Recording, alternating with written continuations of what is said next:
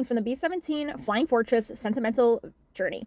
So we flew out of the Appleton Airport private pilot area here where they had free ice cream, and I tried to get some, but then I realized it was 10 a.m. so I didn't actually want any, but when I tugged on the door, it was like stuck shut, so that was the whole thing, and I was really embarrassed. So I don't know, weird start to the day, but I did get a nice bottle of water, so but it was a really nice airport, all that to say.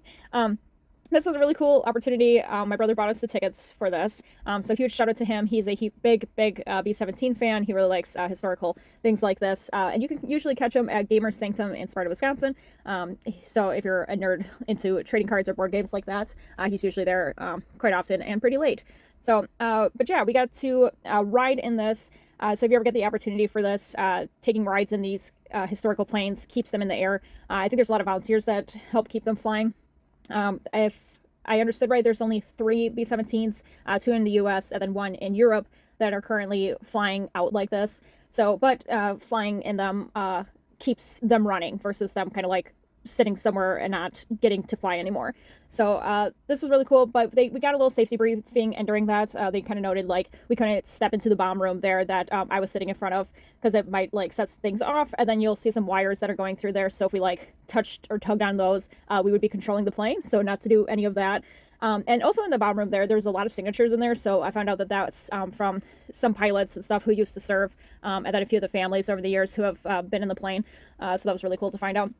And then we flew over EAA, so we got to see all the little planes down there, celebrating the last day of the EAA air show. It's been actually a while since I've been to EAA, but you could see the little tiny planes. We were so high above them. So, I don't know, we were flying, and there was a point where my dad pointed out, like, the part where you go down underneath where that little bubble is, and I was like, man, that looks really familiar. Like, I feel like I've seen a zombie or something in there in a recent movie, and it all of a sudden clicked to me, oh my god, I've seen that in Heavy Metal, which is an animated movie I've been kind of like recently obsessed with. And it's got John Candy in it, and I was kind of like in shock, like, oh my god, I can't believe I'm in the plane from Heavy Metal. So I don't know, I was just kind of like really geeking out about that, but it was like right at the end of the flight, so I was just like all over the flight for that. But my brother pointed out here that on the side of the plane they have like how many bombs were dropped from this plane and then how many movies it's been, so that's the little stickers on the side of the plane there.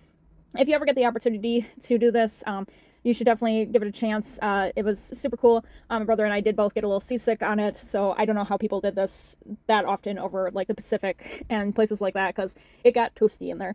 But well worth the adventure. Again, this was a great opportunity, and I cannot thank my brother enough for it. So, but they did let us take some pictures out in front, and I got a little video of there. So, yeah, I will treasure this for a long time. Happy trails!